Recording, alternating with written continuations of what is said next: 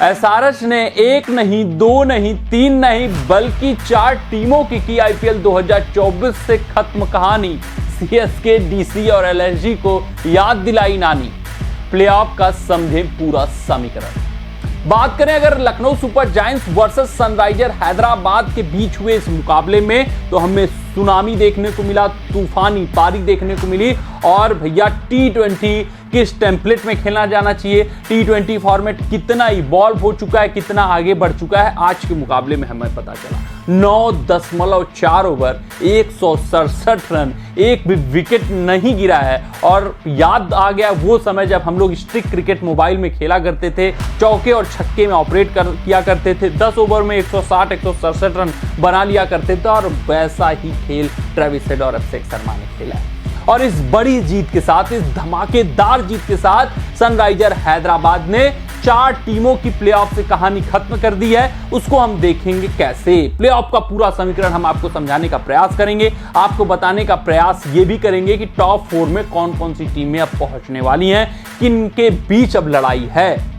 लेकिन इस वीडियो में आगे बढ़ने से पहले, इन सभी बातों पर, प्लेऑफ के समीकरण को समझने से पहले, आप सभी व्यूअर्स से यही आग्रह, यही अनुरोध है कि अगर आपको हमारे अपडेट्स पसंद आते हो तो वीडियो को लाइक, चैनल को सब्सक्राइब। हाँ, फेसबुक पेज पे अगर आप वीडियो देख रहे हो तो फेसबुक पेज को भी फॉलो कर लीजिएगा। कमेंट सेक्शन में कमेंट आपका आ जाना चाहिए कि आपके हिसाब से टॉप 4 टीमें आईपीएल 2024 की कौन होने वाली है। आते हैं, अगर आपने अपना खूबसूरत काम कर लिया है तो प्लेऑफ का गणित समझ लेते हैं। तो ये आपके स्क्रीन पे टॉप 5 टीमों का पॉइंट्स टेबल है। आप देख सकते हैं केकेआर पहले पायदान पर 16 पॉइंटों के साथ, राजस्थान रॉयल्स दूसरे पायदान पर 16 पॉइंटों के साथ, सनराइजर हैदराबाद तीसरे पॉइंटों पे है 14 पॉइंटों के साथ। और इस बड़ी धमाकेदार जीत के साथ भैया इनका नेट रन रेट प्लस 0.406 का हो गया है, मतलब बड़ा इजाफा हुआ है। और अब ये अपने आप को सेफ पोजीशन में पा रहे हैं, वो हम समझाएंगे कैसे।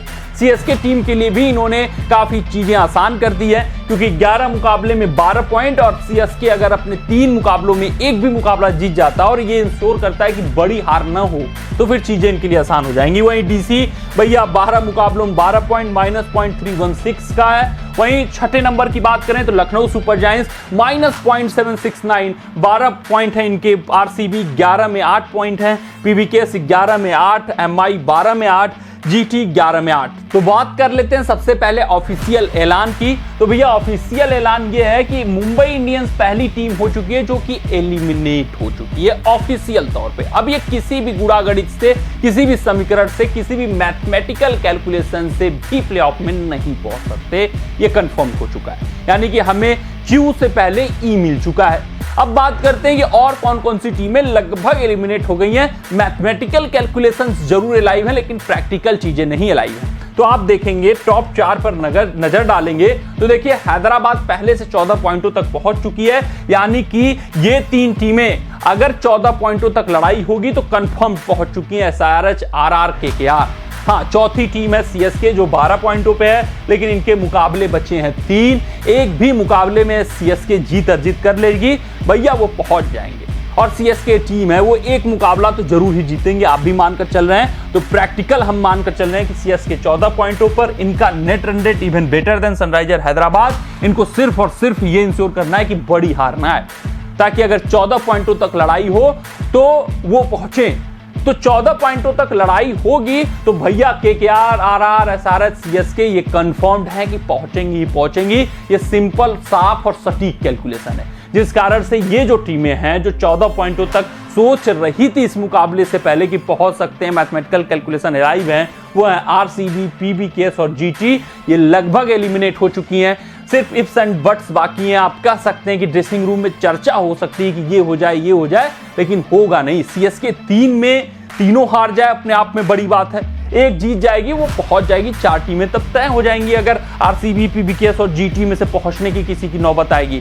क्योंकि नेट रन रेट देखिए -0.049 का है, एमआई तो बाहर हो गई है, जीटी का -1.320 का है, पीवीकेएस का -0.187 का है।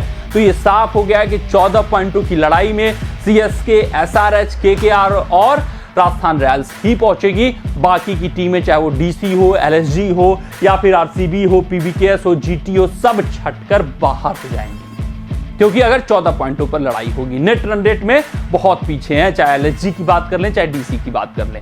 हाँ, 16 पॉइंटों की लड़ाई की बात करें तो भी वो आरसीबी, पीबीकेएस और जीटी बाहर हो जाएगी। 16 पॉइंटों तक लड़ाई होगी, यानी कि 16 पॉइंटों तक लड़ाई होगी। तो कौन कौन सी टीमें जीवंत हो सकती हैं? वो है एलएसजी और डीसी, और इनको पहुंचना है तो लड़ाई 16 पर ले जाकर लड़नी होगी। डीसी और एलएसजी यही चाहेगी कि अपने आखिरी दोनों मुकाबले जीते और 16 तक लड़ाई लड़ें, और सीएसके को सोचें कि वो 16 तक ना पहुंचे, 14 तक ही उनको रोक लिया जाए। अगर वो ऐसा करने में कामयाब होते हैं, एसआरएच या फिर सीएसके एक टीम को 16 पॉइंटों तक नहीं रोक पाते हैं, तो फिर समीकरण में डीसी और एलएसजी आ सकती है। लेकिन अब समीकरण में आरसीबी का आना, गुजरात टाइटंस का आना या फिर पंजाब किंग्स का आना मुश्किल है और नामुमकिन सा हो चुका है। वहीं एलएसजी और डीसी तभी समीकरण में आएंगे कि अगर लड़ाई 16 पे जाकर लड़ी जाएगी, यानी नेट रन रेट नहीं, पॉइंटों के तौर पे डीसी और एलएसजी पहुंच सकती है।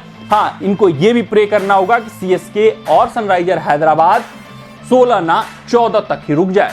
तो देखना दिलचस्प रहेगा कि प्लेऑफ में कौन जगह बनाएगा। डीसी, सीएसके, एलएसजी और एसआरएच के बीच में अभी भी जद्दोजहद और लड़ाई बाकी है, लेकिन सनराइजर हैदराबाद की इस जीत ने ये इंश्योर कर दिया है कि ये जो पीबीकेएस है, ये जो रॉयल चैलेंजर्स बेंगलोर है, और फिर बात करें गुजरात टाइटंस है, ये भी एलिमिनेट हो चुके हैं, और मुंबई इंडियंस तो ऑफिशियल तौर पे एलिमिनेट हो ही चुका है। कमेंट सेक्शन में कमेंट जरूर दाग दीजिएगा कि आपके हिसाब से टॉप 4 में कौन पहुंचने वाली टीमें। मिलते अगली रिपोर्ट में, तब तक आप अपना ध्यान दें, सुरक्षित रहें, स्वस्थ रहें, मस्त रहें। जय हिंद, जय भारत। अगर ये वीडियो आपको पसंद आया हो तो इसे लाइक और शेयर करें, और क्रिकेट से जुड़ी अन्य जानकारियों के लिए हमारे चैनल को सब्सक्राइब करना ना भूलें।